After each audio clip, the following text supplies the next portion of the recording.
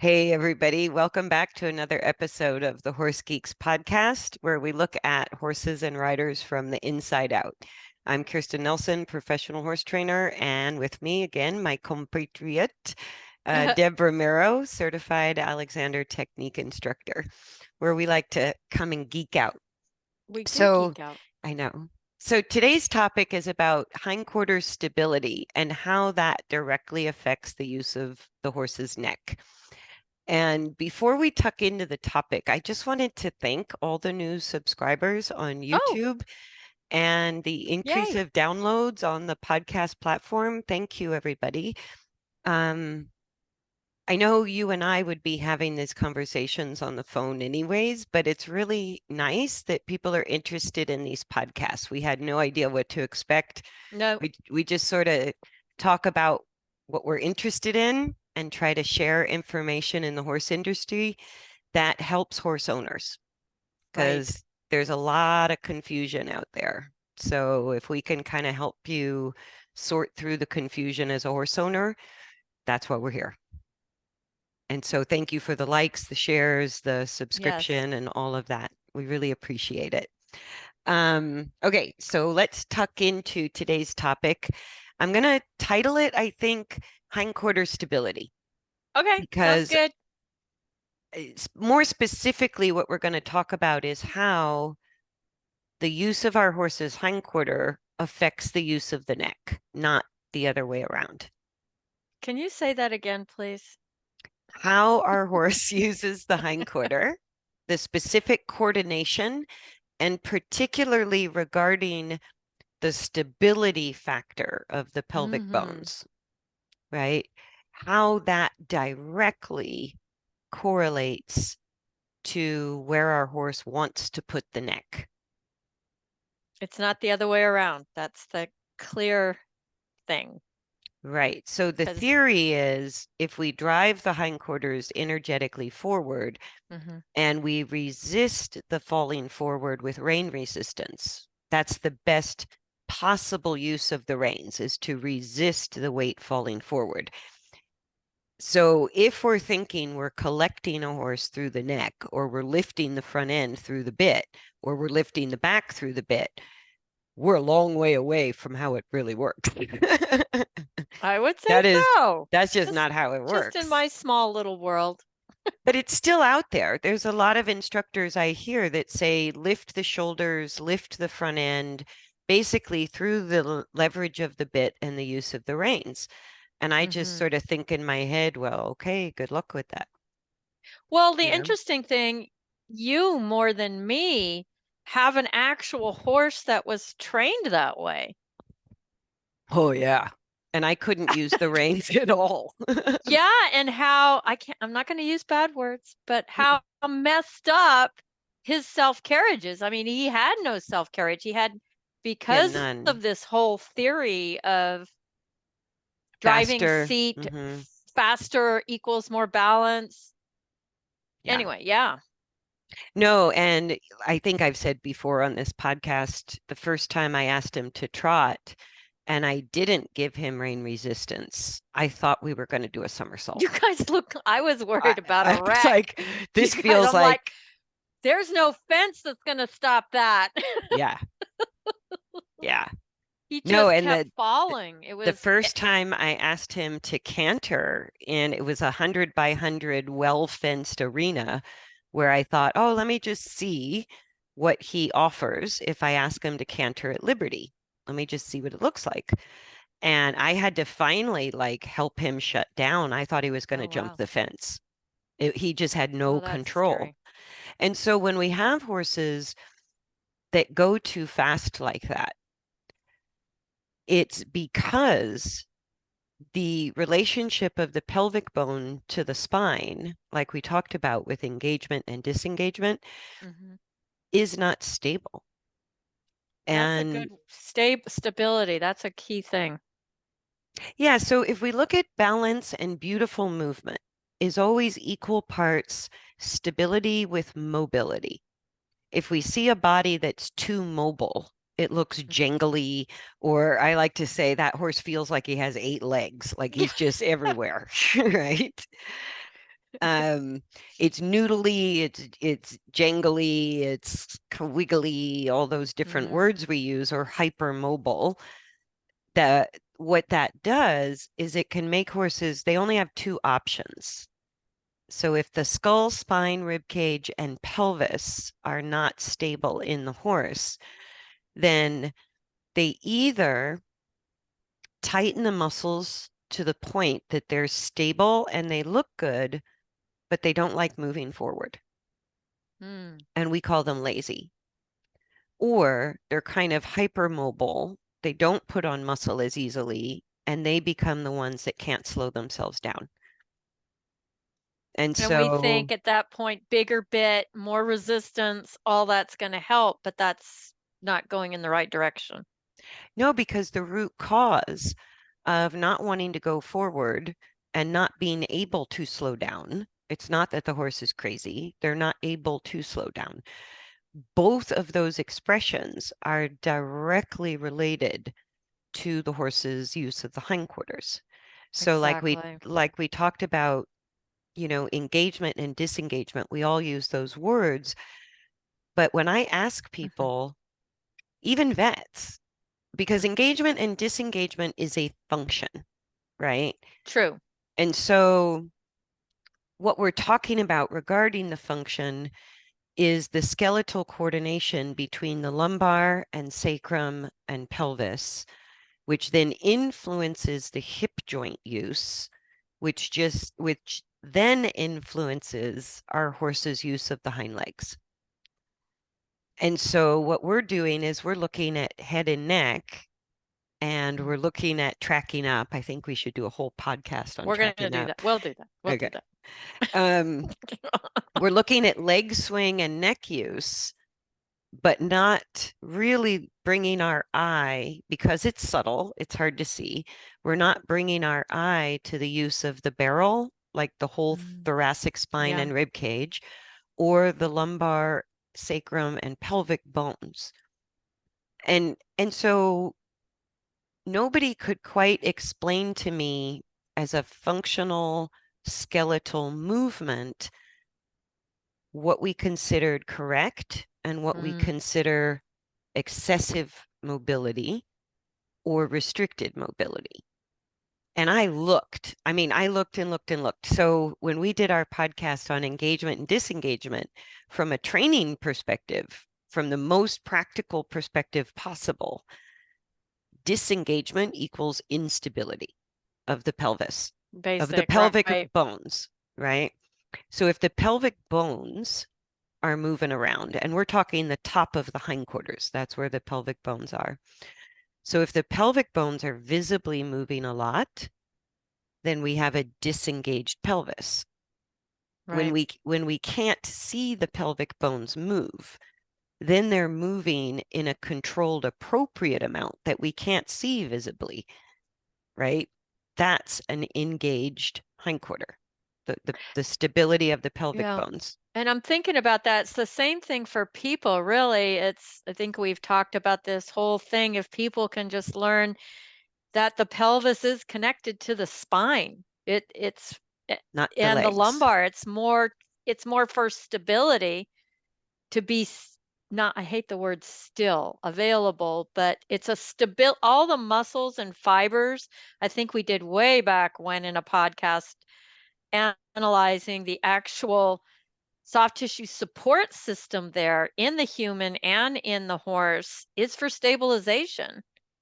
Yeah, and I loved what you said in that podcast on engagement and disengagement about white tissue. Oh, And okay.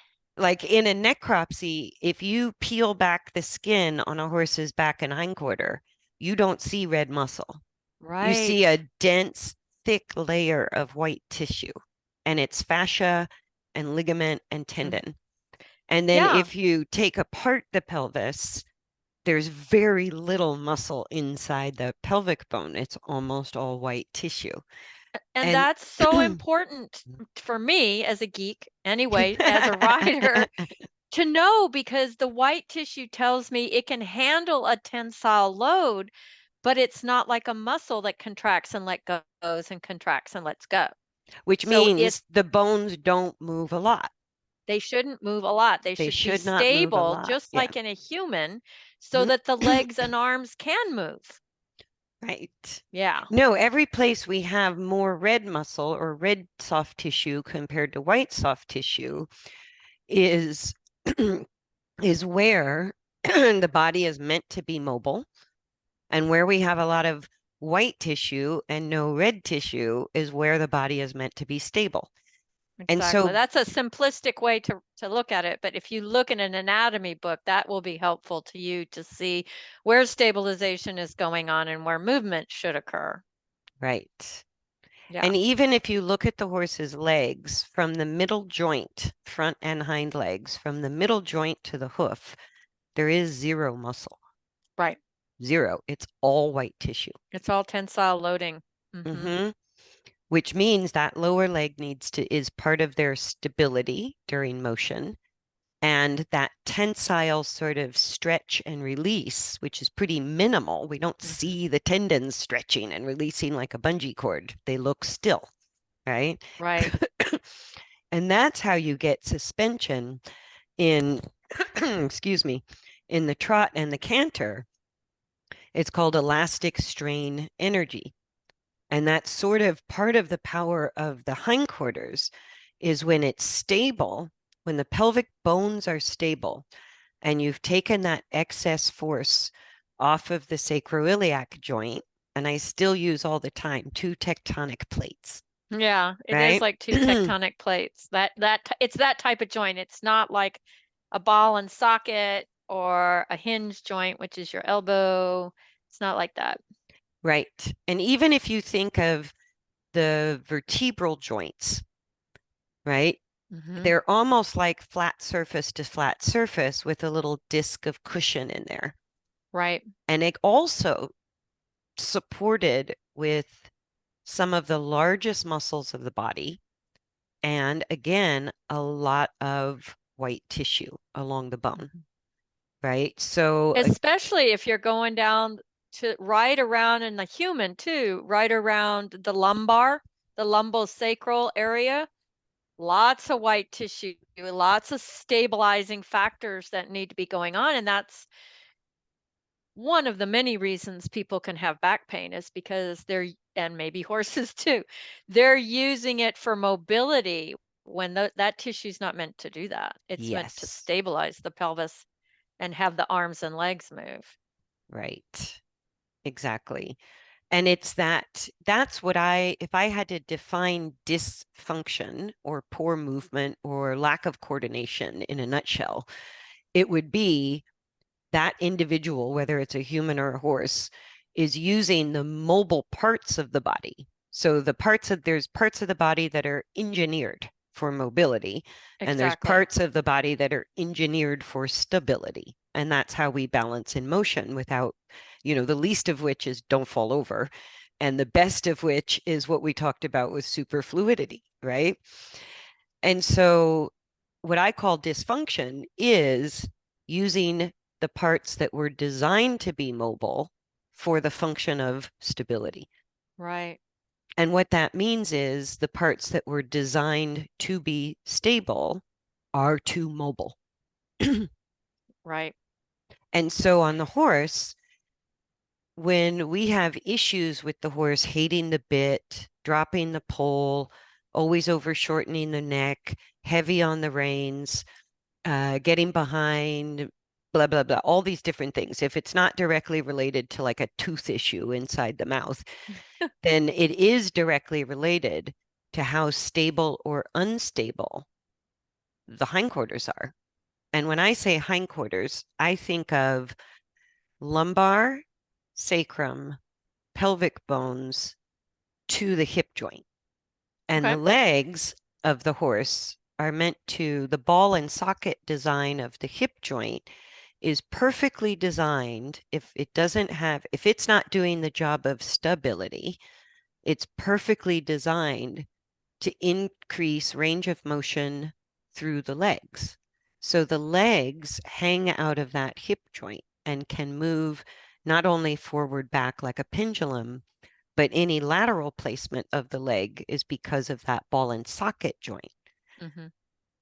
So if the pelvis, if the top of our horse's hindquarter is high on one side and low on the other during a turn or a circle, they're going to have to tighten the neck in some way because to become stable. And it's really not meant to be stable. It's a pretty mobile end of the horse. the head and neck, Yeah. yes, yes, that is the noodly part of the skeleton. I like that. Yes. Yes, Geeky term there. from the withers to the nose, because even the thoracic sling is all soft tissue, both white Right. and red, right? And then the design of the neck is a little bit like one of those wooden jointed snakes that you can play with, like one of those toys that kids can have. And so it really is that area of the body, muscularly and skeletally. I can never say musculoskeletal. Musculoskeletal. Yes, that. I always trip That's over funny. that word. So I say muscularly and skeletally because Okay, fine. yep. Um, it just shows us that is the area of the body designed primarily for mobility, Mhm. right? And then when we get into the barrel, we now have the thoracic spine with the rib cage connected that joins at the sternum. So I go less mobile than in front of the withers, right? Right. Then if we go to the last rib, so the low back, the lumbar, and the lumbar themselves even sort of show us the design is for stability because they have longer transverse processes, the little bony wings that stick out the side. So like in the barrel, horses have long spinous processes, which they call dorsal spinous processes, which is a long bone, and that's why they have withers, Mhm. right? Those are the ends of the vertebral bones that are, the body of it is much lower, and then it has a long up and down bone on top. But when you shift into the lumbar spine, the bone on top is very short, and the bones coming out the side of the vertebra are much longer And compared I to don't the know if it's thoracic. true in horses, but in humans, I think because we're vertical, is the actual bodies of those lumbar vertebrae are much bigger and much stronger than, say, the thoracics. Oh, absolutely. Yeah, so Much bigger it's the bones. mass of the whole joint itself is much bigger in the lumbar than, say, thoracic. Yes. Yeah. And I don't know if it's true in humans, but it's like as you go, okay, the skull is pretty substantial, but if you go down the spine, the bone size and sort Right. of maybe density The density of it, that's a increases. good way to put it. Yeah, It increases from the cervical to the thoracic and is most in the lumbar and the sacrum. exactly. That's the better way to put it. Thank you.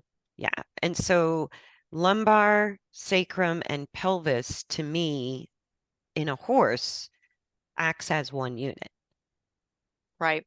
And I used to call it the box because that I was sort remember of what that. it felt like to me. I would call the hindquarter the box, which meant if I felt that box tipping forward or back, or tilting Mm. side to side, or kind of higher behind the saddle, I knew I had a disengaged horse. And by disengagement, I think for today's podcast, would just think in a nutshell, disengagement equals instability, where we can see movement through the lumbar and pelvic bones, and engagement equals stability, where we don't visibly see any movement of the bones. And so through the horse's low back and both sides of the spine on top of the hindquarters, we should not see movement there. If we can visibly see movement there, then it's a disengagement. Right. It's unstable. And if And the same in humans. It's the same thing. And that's the low back pain, or like you said, muscles that are being used for stability that should not be. yeah, Like the psoas in the human, that's supposed to just hike your hip, like, marching. Yeah. But we sit at desks and we use it to hold our pelvis up instead of using core muscles, which gets us in trouble. I see it in riders all the time. Their hip angle keeps getting smaller and smaller, and so their leg is kind of jacking up, Mm. And and instead of releasing that, letting the psoas go and connecting the pelvis to the torso. It's a big thing in everybody, not just riders, but I see it a lot in riders. yeah, and I would say the main difference between horses and humans when it comes to that sort of stability or instability through the lumbar, sacrum, and pelvis, that humans appear to get away with it Mhm. without, I mean, over time, of course, it's going to take its toll, right? Hip replacements, pain, whatever, and lack of mobility, lack of athletic ability for sure. But Mhm. with horses, some of our biggest, what we think of as behavioral problems, Ah, are more immediate. Because if you think of the horse's body versus our body, if we're disengaged through our lumbar, sacrum, and pelvis, we're still kind of upright, or we have different ways of compensating. So we can still control our speed. We can still manage to do tasks without it creating so much discomfort that we even notice, right. right? And with a horse, it's much more immediate. If that pelvis becomes unstable, disengaged, we have a more immediate problems regarding speed, steering, and fear issues. Mm. And I think Or it's, I'm wondering if that leads to, problems in the stifle hock oh, and of all the, course. yeah, that eventually, like in the human, the knee or the ankle or the hip is going to be the problem, whereas, you know, there were precursors to that. Well, in the horse, it's usually the hock that takes the brunt of it. Just like in the human, you always say it's the knee that takes the brunt. It gets the So, most excuses. Yeah. yeah, because if the ankle and feet aren't matching the pelvis and the engagement rate, like if the pelvis is disengaged, but the feet are still functioning, then it's the joints between the pelvis and the hmm feet that really take the torque of that Right. mismatch. And so in the horse, that's the hock, and in us, it's our knees. Right. And those are the weak links They because of the structure of our knee and the structure of the horse's, like the horse's hock is 5 bones that, have to kind of coordinate in there. And so it's a bit of a weak link. It can compensate, but if it's dysfunctional, you get arthritis there very quickly, or you get pain there very quickly. And that's sort of directly related to what I'm talking about, in that if we think of the horse's skeletal construction or just body construction, what they cope with that we have a hard time understanding is that they have this long neck and heavy head that doesn't have a leg under it. But just the head itself is usually a tenth of their body weight. Like 1,000-pound horse, it's 100-pound head, probably a 200 or 300 pound neck, or two, right, depending. at least another 100 pounds for At the least neck. another 100 I'll go with, yeah. So we'll say, uh, easily 20% of their body weight is hanging out there in front of the legs, right? And so I go, they're kind of designed like a table with 4 legs, but then there's this long lever and heavy weight Mhm. stuck on one end of the table. And so if we had a table like that and we were going to have a picnic, we wouldn't put the heavy food dishes near the neck. We would put it on the other side of the table, right? And so Right. that's sort of, we can think of like a gigantic bowl of potato salad has to go at the far end away from that neck on the picnic table or table. Otherwise, that potato salad is going to just tip the whole table over because Right. of this long appendage that's sticking out of one end. And so that's sort of how the horse's hindquarters work. And it's not a weight shift to the hindquarters, it's really more of a resistance. So if we stick a humongous bowl of potato salad on the tail end of our table, that resistant force is offsetting the extra mass and weight of the neck and head. Right. Does that paint a picture? Sort of. I'm trying to, I think you said resistance. I really like that word because it can benefit us or not. So it's not the rain resistance that in theory, it's the resistance of falling forward. So resistance can describe weight or muscle use. Okay. It's both, right? Okay.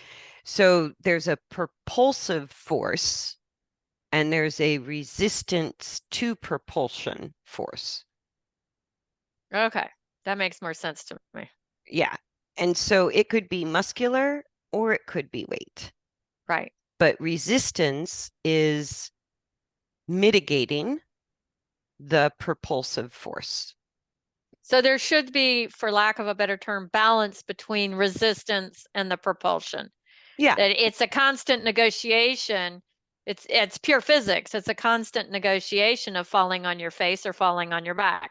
Yeah, exactly.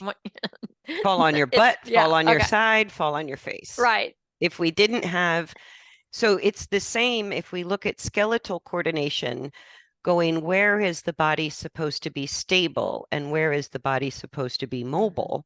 Like we talked about, all of that white tissue, bigger muscles, that goes hand in hand with the bone structure, telling us Exactly. resistance is part of stability, Right. right? So the tendons and ligaments, because they're naturally less stretchy than muscle, you already have an inherent resistance in the fact that we have so much white tissue there Right. around the lumbar and the pelvis. So all of that white tissue tells us the job is stability because even the soft tissues and the way the joints are organized easily resist and have trouble being mobile. Hmm. Does that make sense? Does to me. And so when we look at a horse's body, if that hindquarter, the top of the hindquarter is unstable, right? It's going to restrict the mobility of the hind legs, number one. Right. Because if we just took that unit top to bottom, if we just cut off the horse's hindquarter there at the point of the hip and we looked at it up and down, the upper part is meant to be stable so that the legs can swing and Swing be underneath. mobile. So if the upper part of that hindquarter, if we see a lot of movement, the very first thing it does is now you're going to restrict the mobility of the hip joint, which is above the stifle. So we're still very high on the leg, Right. right?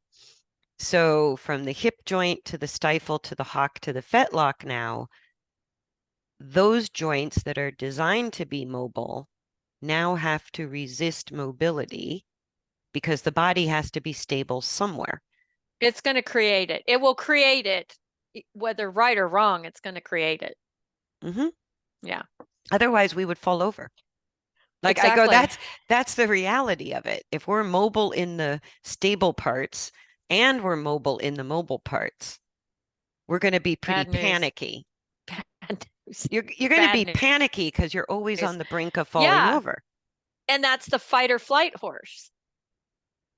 That is when I Yeah. look at when I'm evaluating a horse, I'm sort of looking at the energy, the mental attention to kind of understand what they're feeling and thinking. But I also very much have to look at the movement. Right. So I most often evaluate a horse on a lunge line, not really asking for anything in particular. I want to see what choices that horse makes. And the posture, I'm watching the top of the hindquarter, I'm watching the top of the back. and I'm looking to see, is it mostly still or do I see a lot of movement? Then I look at the neck use and I go, yep, that matches that. Or that doesn't match that.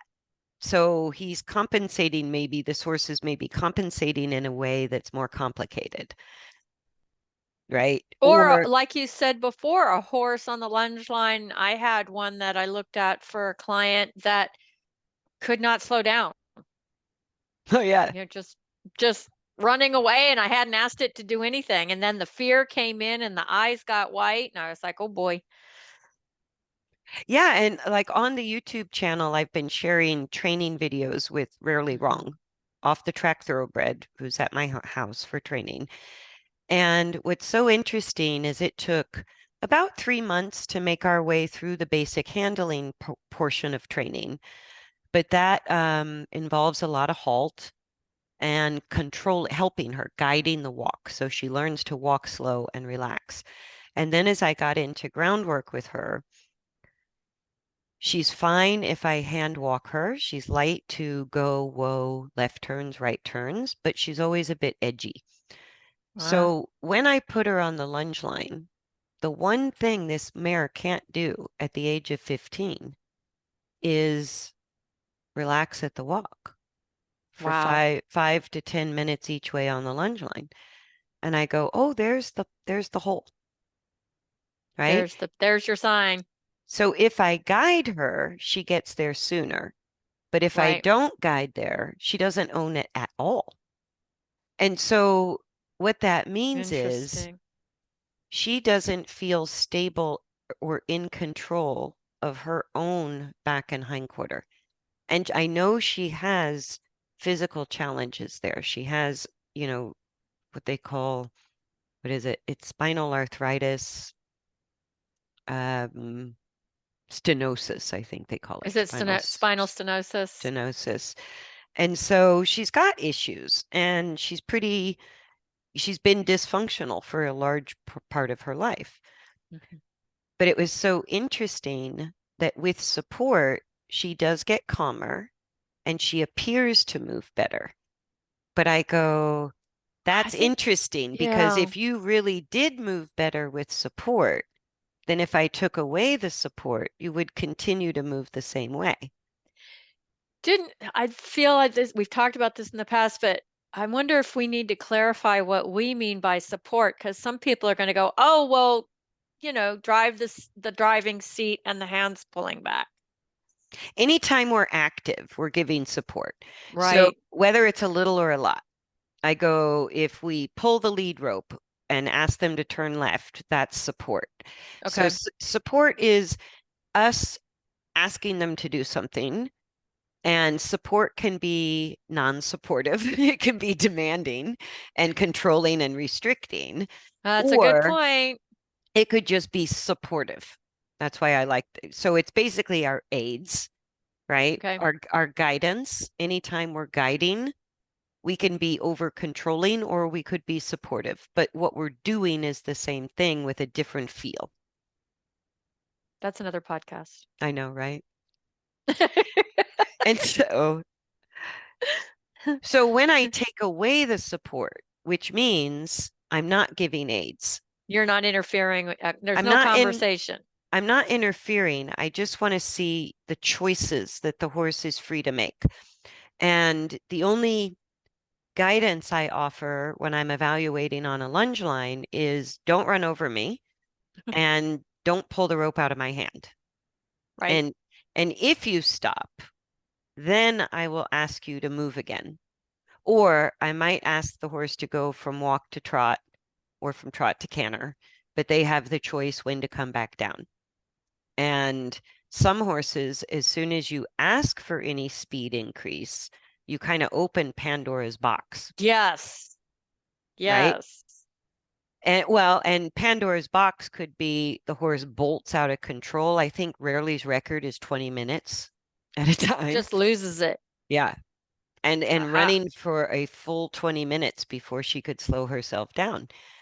And That's scary. other horses, Pandora's box is if you push me to trot or canter, I'm just going to attack you instead because I don't want to do it. Have one of those. Teeth Yeah. and feet, I call it. Teeth and feet. And this is the thing that I want to tie back into engagement and disengagement. Invariably, the horses that choose those two extreme options always have a lot of movement in the top of the hindquarters. That lumbar, sacrum, and pelvic relationship is not stable. And so it either makes going forward 100 times harder. So the horse resists going forward, or they have no control, no stability once they get going forward. And Right. those are the ones that bolt and have a 20-minute bolt Breakdown. before they can Hmm. slow down, right? And so that's how directly related engagement is to movement for horses. And I don't see that with people. I see people either don't want to go forward or can't slow down, but it's never like this extreme thing that is scary. But I do see the extreme thing that's scary with horses. I just see people become less athletic over time or Hmm. or more worried. Like they're, it That might does. be the difference between predator and prey. I don't know. Mhm. Just that. Or biped quadruped. Yeah. Yeah. Love Yeah. input from somebody out there that might know more about that than we do. But yeah. But I don't know why instability or disengagement of the pelvis in the human doesn't correlate directly as it, how do I want to say, maybe as obviously to behavior and movement as it does in the horse.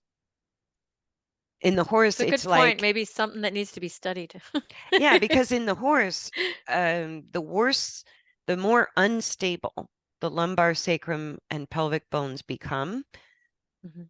the the more immediately worse the behavior and the movement become. And when we see horses that are sort of developing neck arthritis, that have TMJ issues, that lag the tongue all the time, chomp the bit all the time, over salivate, um, hate the bit, need a huge bit, are dependent on the bit, like all of those things that we're busy going, I need a new bit, I need a better device, I need blah, blah, blah. All of that focus on the front end is creating a blind spot to the root Hmm. cause of all of those issues. Exactly. 9 times out of 10, all of those issues we're trying to fix in the front end, whether it's mouth, head position, or neck use, is directly related to how stable or unstable the hindquarters are. And I wonder if that comes down to just human instinct. We are so dewy with our hands. We think we can fix everything with Well, I our think hands. a couple of things. I think that the human eyes and hands, we love using our hands, and Hmm. our eyes are always looking at the horse from the saddle forward. That's The, a good point. and I think, like we talked about, because that front end on a horse is the most mobile part of the body, Yes. we feel like we can manipulate it easier. Good point. And so we do. And so And, we do. and so we do. But the more we try to manipulate the front end, it actually has the effect of destabilizing the barrel and the I hindquarters. totally agree with that. The more we try to lock down and control, quote unquote, the head and neck, we destabilize the back and pelvis, I think. Yeah, and that Yeah. traditional training of drive the horse energetically forward into the bit and you lift the back, I go, nobody's really considered that if that isn't easy for the horse, there's also the side door of Yeah. lateral bending. There's this Go other, out the side door. there's another window on the side door called rotation. Yep. And then there's kind of the back door called drop the back and just make the rider make me look right, right? Right. So they can drop the back, rotate the spine, bend the spine, disengage the pelvis, and and avoid collection, avoid lifting the back in all those different ways. And so what we see is a less than perfect neck position if we were looking at it mechanically, but we can kind of get the general posture or frame that makes the judge happy and makes us think we're doing a good job without really realizing, like my horse who came out of, pre-St. George level dressage. I was kind of shocked I was more than shocked. at how Yeah, unstable he was. yeah, it And was amazing to me. I just thought, how does that happen? But he also was retired out of competition as a 9 or 10-year-old and had developed navicular changes on his right front and some ring bone. And so I go, well, that's the price of Exactly. thinking he's collected and engaged because he can do the tasks that make the judge happy at that level. But the toll it took on his body led to Mhm. a concussive lameness issue. And I But had that. the Yeah. concussive lameness issue, let me finish my trace, goes into overusing the neck. The barrel was completely unstable, but the hindquarters was a hot mess. It Yeah, was it was so, non-existent. It was like it wasn't even attached to the horse, is yeah. what it looked like to me. I'm like, how does he have this? What is he was he's 17 hands at Hmm. least. How does he have this massive front end and this tiny little hind end? How does that happen? I Hmm. mean, it just if you look at these horses proportionally, a lot of them look like that. Yeah.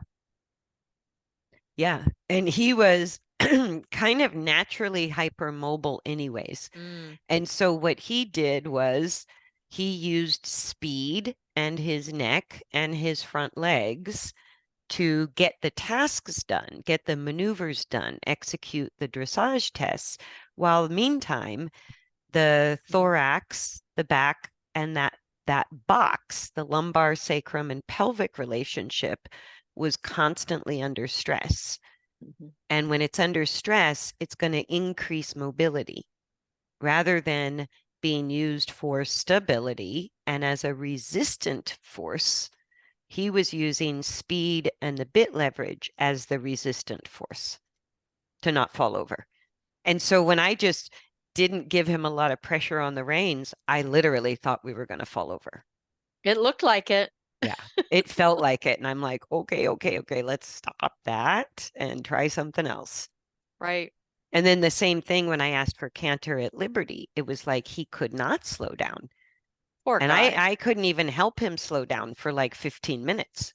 He just galloped and galloped, and he was literally, it was a 3 or 4 board arena fence. So it was a Mhm. solid arena fence. And I thought he's either going to crash through it or go over it or hit it. And he just managed to kind of lean on the fence enough that he didn't hurt himself on the fence line. But even with that fence line, it took him 15 minutes to start to slow down. He just couldn't do Right. it. And I Yeah. went, okay, we'll wait to work on Canter. Let's get a little more hindquarter engagement and stability going before we try that. So what do you see? I'm thinking of a horse I've got here. He for 9 months now. He's finally starting to show me the capability on just I put him on a lunge yesterday just for fun to see, well, can you self-regulate? Can you figure out the braking mechanism to slow you down without my help? Can you use those muscles? Yeah, and Yeah. some of them can't, like your big horse. He He had no didn't have muscle it. there. It It was wasn't like that he couldn't do it. The muscle memory, the muscle neuromotor transmitters, nothing was available to him. even the muscular strength The wasn't there. structure itself wasn't there. Yeah, Yeah. So I go, all those muscles that were meant to support the white tissue in the back and the hindquarter had they're just completely not atrophied. used. Yeah. They just atrophy. Yeah, And so that's why he looked smaller in the hind end compared to the front end because those muscles just weren't being used. And you think at an upper level of competition we would kind of get it right, but I don't think that's a guarantee. I I'm don't not seeing think, it. I hate to say it, horse yeah, world, I'm but not I'm seeing not it. seeing it. And the horses are When you've got coming to up get a bigger lame. bit and your arms are tired. or you got to go to the gym and build your upper body Yeah, strength. then you're asking the wrong questions. Yeah, and so I don't think this correlation has been made enough because I've even been told on some dressage horses, well, he's really a man's horse. And I go, what do you mean by that? What's And that mean? basically, this horse requires upper body strength to Oh balance him. my That's what gosh. they mean. And I go, yeah, no horse is a man's horse. Like, no. So we just go for more leverage. We go for the Right. bit and burdoon. We go for the curb bit. When the horse gets so heavy, we can't manage it. We increase the leverage. But the heaviness on the reins is the horse telling us, I have no stability in my hindquarter. My hindquarter is not doing its job. So if the hindquarter is not engaged, it means two important things: that the horse cannot properly balance or resist the Mhm. force of their own propulsion, Right. and they cannot manage or resist their body weight from traveling forward to the front end.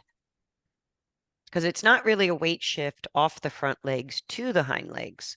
It's the muscle and the bone and tendon and ligament that's resisting body weight from falling forward.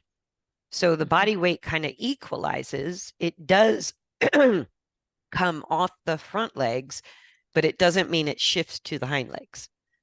It Right. sort of just is resisted and equalized throughout the body. And so if a horse is dependent on the bit, when every stride that my horse needs a long rein or is heavy on a short rein, it's because the hindquarters are not doing their job. Exactly. And so I Yeah. go, getting another bit isn't necessarily going to build the hindquarters, right? Yeah. The more resistance we offer the horse's head and neck and front legs without actually fixing the stability issue in the back and hindquarters, they just learn to balance on they On the front tripod. end. Yeah. Yeah, on I the and that's go, the scenario we see with the big front end and the smaller hind end. It's "Mhm." visual too. It's really quite visual. If it's been going on a while. Yeah. Yes. Yes. And so there's lots of different exercises specifically, and how the rider rides specifically to Good point. stabilize the back, which is the whole rib cage, and the hindquarters. And this is very controversial, especially the way I was trained. But Me too. my practical experience, and what I'm about to say is going to be controversial. One of the things, even with people who are well versed in biomechanics, the theory of engaging the hindquarters is you lift the back, increase spinal flexion to further engage the hindquarters. That is accurate. That is true. And what I'm Mm. about to say is that's not the only way to get there. And Exactly. We found that out. we found that out on a very practical level and with the same horse we're talking about, my big ex Exactly. dressage It horse. wasn't like we read this in a book. This was years of experimenting and looking at Oh, different ways. Years. I wasted 3 or 4 years of Right. training time trying to get him to lift the back in every way, shape, and form I gently remember that. that I knew. And he literally would panic. Best Mm. case scenario is he would slam on the brakes, gnash his teeth, and wouldn't move. Worst case Well, scenario was he started bucking in place or in the walk, even. And I went, okay, this is not working. And I go, what if I just focus on hindquarter engagement?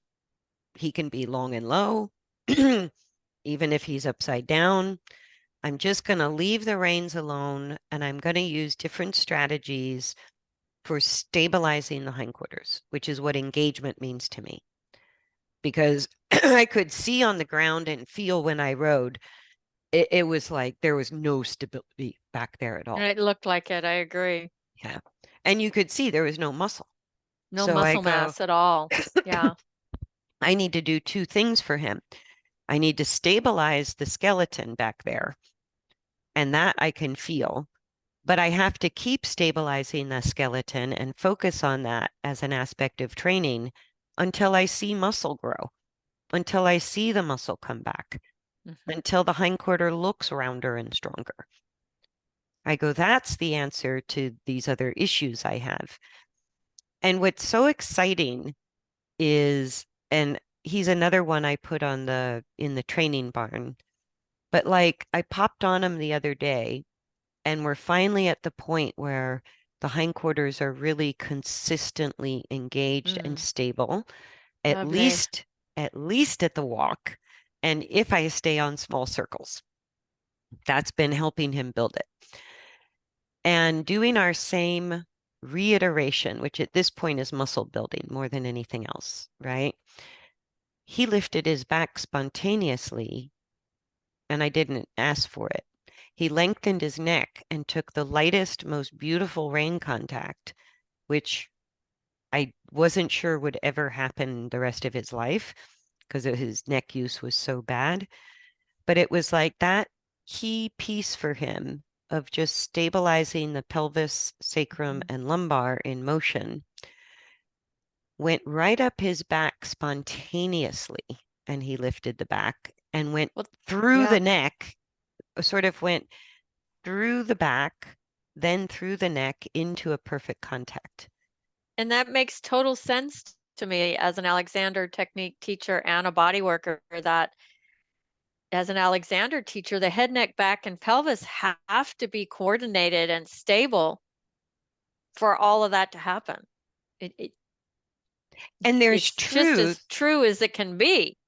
Well, and you know, in AT work, and what I've seen in horse biomechanics is everybody who learns those mechanics can get fixated on a starting point. Like Hmm. you always start with head neck balance. That's Right. critical. Or you always start with pelvic balance, or you always start with the thoracic use. And I go, it depends. It totally depends. As an Alexander teacher, we're taught, the head neck relationship is where you start, but sometimes I just can't get in there. That's just not my starting point for that person. And Or I'll I just move see, around and find a door I can go into. yeah, and I see people obsessing over different strategies with rain aids and softening the jaw and flexing the pole and releasing the TMJ and the vagal nerve and all this stuff kind of up front on the horse. And I'm looking at the hindquarters that look like a, loose goose kind of Mhm. tilty rolly box that has no stability. And I go, I don't think that's going to help because now if you release the tension at the front end, but you don't have stability in the hind Mhm. end, I go, what do you get the other side of that? You either get more noodle or you get, Or frozen. or Yeah, kind of a frozen thing. Yeah. you Because, do. And it's the same in people. We're just able to verbalize what's going on. And it might even when you start messing with that being of use, it can, it can bring a lot of things about. yeah. Yeah, fear, anger, because that's like core value stuff you're talking about. And the horse just acts out. That's all. Yeah. And I think with the horses, that engaged or disengaged state of the pelvis is, I want to say, really frequently the root cause of all of our extreme behavioral issues and a Hmm. lot of our concussive lameness issues because of the construction. I go, the horse's Right. long neck and heavy head is both an appendage and part of the axial skeleton. And that's kind of hard for humans to understand because our neck, our short little neck, or all predators have this short little neck. Hmm. We don't think of our head and neck like an appendage. And for the horse, it kind of is. It Hmm. it needs The to move. extremes are so much more extreme, with the Mhm. physics of it all. Yeah, and so the instability in the hindquarter means that head and neck have to move a lot or have to kind of lock into Lock these up. weird Hmm. positions. or they're constantly moving and can't be still. And so that correlation between pelvic engagement and the use of the neck is so direct and obvious in horses compared to people. Right. Yeah. So if you guys want to go out and look, you can just draw a little, you could take chalk or tape or something and draw like a little rectangle box on top of your horse's hindquarter, either side of the spine. And sometimes that gives you a visual way to see, To is see there more. Yeah, a lot of especially when it's your movement own there? horse. You're so used to seeing in your own eyes instead of Hmm. really observing what's going on. Yeah. And I need to do a video on that because I think, That would be fun. yeah, I think we need to see what it looks like from the outside. Because Yeah, there's plenty of people who do dissection videos and x-rays and but anatomy that's not lessons. moving. We need movement. I Yeah. think we also need to see what does that look like with fur on it. How Yep. do we how do we see the bones Not under the how do we fur? see bones through fur? Yeah. Yeah. Yeah, I like that. All right, we better wrap it up. I think we've been yapping for a while. Yeah, that's us. Thanks. If you stayed this long, then you're as geeky as we are. Thanks, everybody. And we look forward to seeing you on the next episode. Bye. Bye.